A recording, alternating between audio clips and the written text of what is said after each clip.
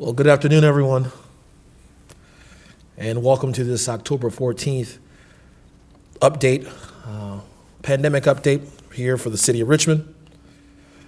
As of today, the City of Richmond remains in Phase 3 of Forward Virginia, the reopening guidance of Governor Ralph Northam. We also remain in Phase 3 of our operating procedures here locally for the City of Richmond. If you have any questions about city services and how to access them during Phase 3, we ask that you go to richmondgov.com/COVID-19. And if you are unclear about the guidelines governing the operations of all other private sector external operations of the city, we ask that you go to Fort Virginia, go to rvastrong.org/reopening guidance. As of today, as of this morning actually, the Richmond City Health District is reporting 4,985 total cases of COVID-19, positive COVID-19 cases during the course of the pandemic.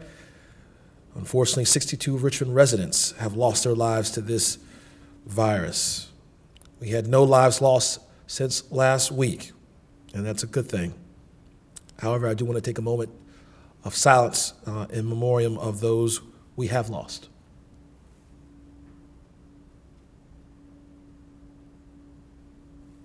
Thank you. Obviously, I encourage everyone in Richmond to continue acting responsibly in the face of this pandemic. We have to remain vigilant. Temperatures are dropping, obviously, and that means that more people will be staying indoors.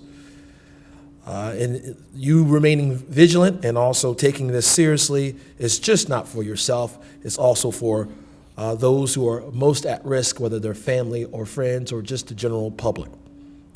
I also request that we download COVID-Wise, the application to your smartphone as well, whether it's iPhone, Samsung, you name it, please download that app. And if you get a notification of exposure and then get tested, you're doing not only yourself a favor, but the entire city and your community a favor as well.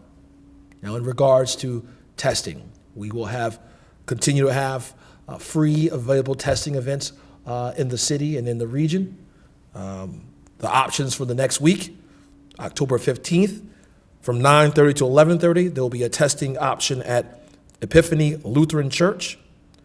On October 16th, from 1 to 3 p.m., there will be a testing event at Eastern Henrico Health Department. On October 20th, from 4 to 6 p.m., there'll be a free testing event at Diversity Richmond. On October 22nd, from 10 a.m. to 12 p.m., there'll be a testing event at St. Paul's Baptist Church. I believe that's the North Campus. And on October 23rd, from 1 to 3 p.m., there will be a testing event at the Eastern Henrico Health Department. Remember, these events are available to the broad public, regardless of insurance, citizen status, mobility, or geographic location. And if you have any questions, we ask that you reach out to 804-205-3501.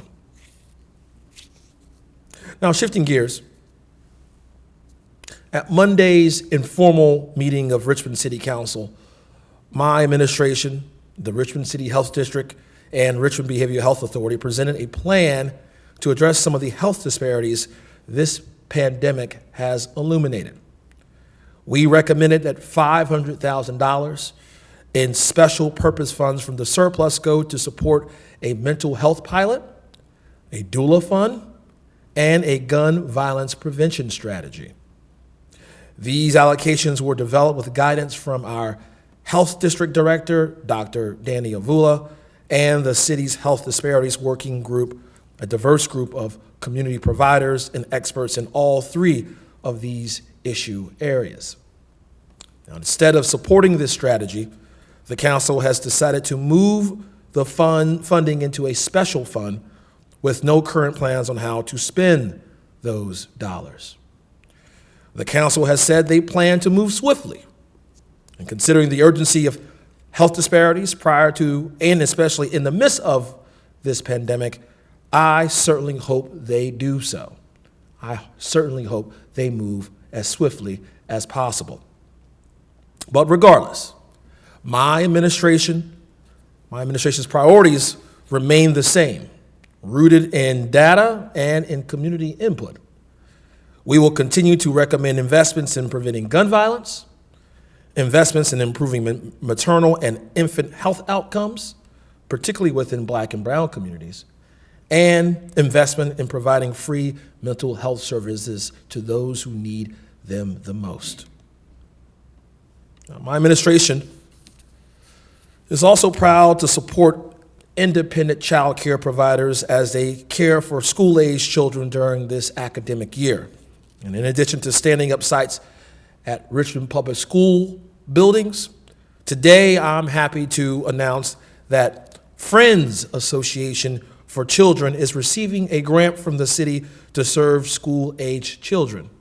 I think many of you all may be familiar with Friends Association. Their development centers in the Gilpin and Churchill communities will now serve as facilitated learning hubs with wraparound supports for enrolled students. Friends has a 140-year history in our region, and I'm so pleased that the city now can support them in doing the work of caring for our young people. We have at least now another 10 partners, and we'll be excited to be announced in the upcoming weeks. We ask that you stay tuned for more details. But for caregivers looking for childcare or facilitated learning, opportunities for your school-aged child, please go to Help One RVA is as your go-to resource, and you can do this by searching by zip code and see what providers are near you. And these providers may be a school-based site, one of the independent providers the city is proud to support, or another member of the city's robust network. Now, regardless, we all have the same goal here, and that is to serve the families and children of Richmond and safely and affordably all at the same time. Now I'd like to shift to a report from our city's health district. Today we have Dr. Melissa Veray with us for a status update in terms of the pandemic. Dr. Veray is the Deputy Health Director for the Health District. Dr. Veray.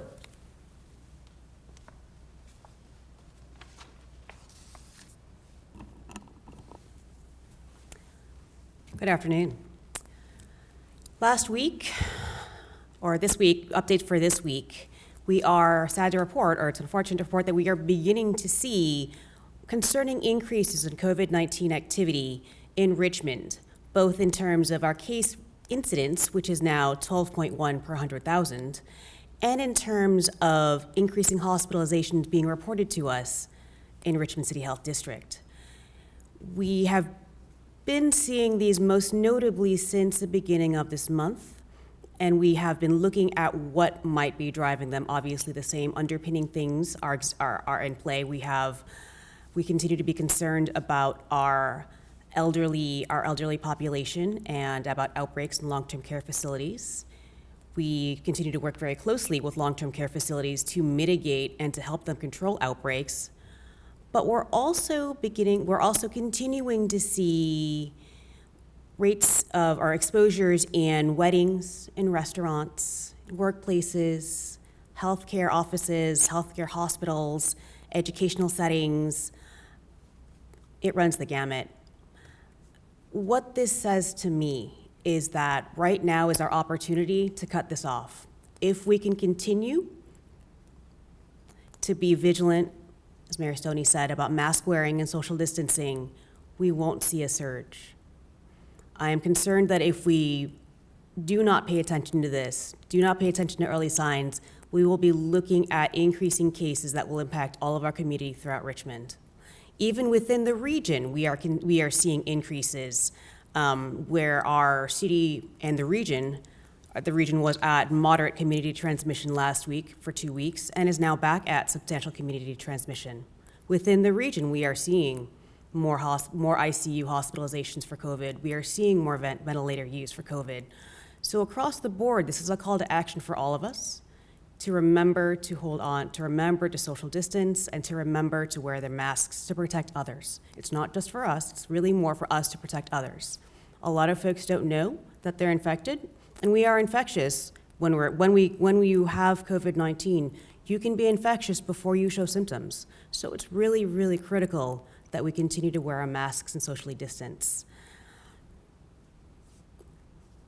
Beyond that, we also continue to see and we continue to respond to complaints regarding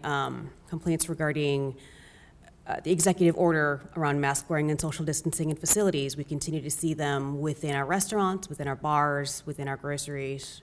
We will continue to respond to them and act on them as it is necessary. But this is again a call to action for those business owners as well. This is the time to act. This is the time to prevent transmission so that we aren't looking at increases as we go into the fall season. And that's all I have. Thank you.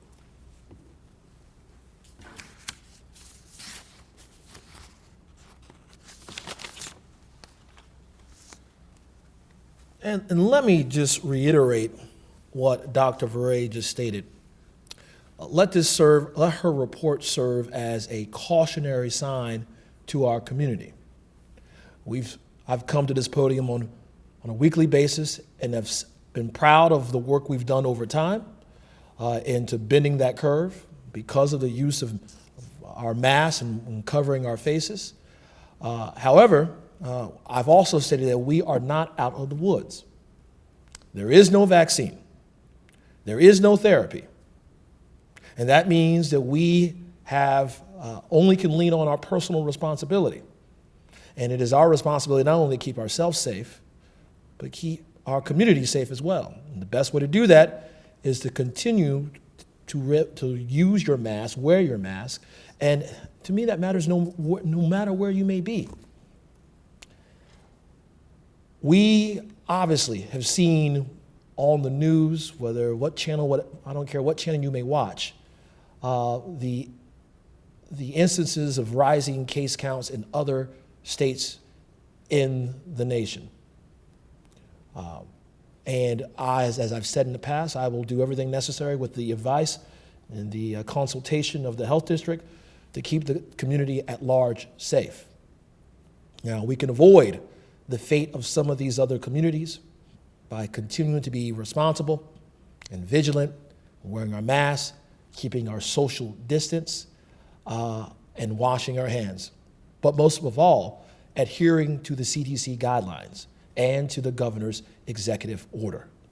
Once again, let Dr. Varay's report serve as a cautionary sign to each and every one of us who resides in the great city of Richmond, whether you own a business or whether you are a patron of business. This has to be a sign that we must take seriously. With that, we will open it up for questions. Lauren, did you have a question? Yeah, I'm wondering, would you consider rolling back on restrictions if it got to that point?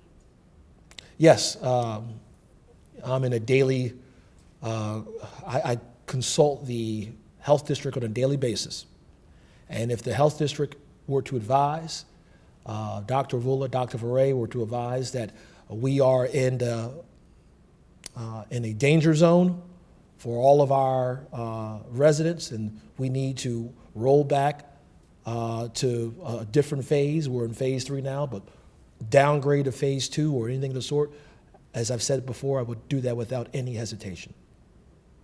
The number one priority for me as the mayor is the safety and health and well-being of my residents, and I would not hesitate, not one bit.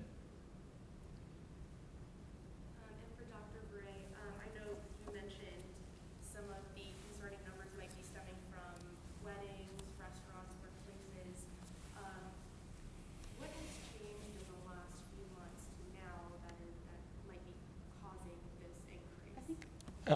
And the question was, what may be causing the increase that we're seeing today? And Dr. Veray is going to answer that question.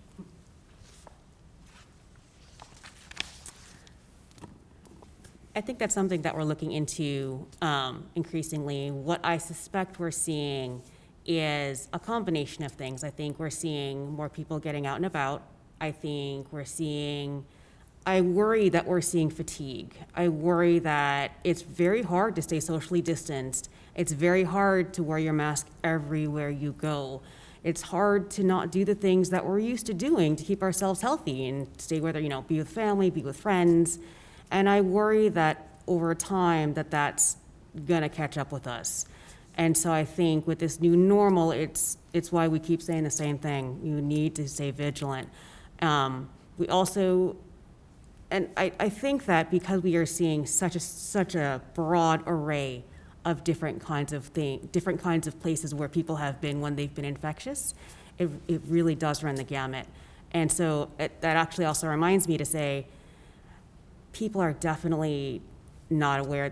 People don't frequently go out on purpose when they're infectious. People aren't intentionally going out there, but they don't know. And so that's why it's especially critical that individuals stay vigilant and wear their masks and socially distant. Cole, do you have a question? I don't. Laura, are you good? Yeah. All right, thank you, everyone. Thank you.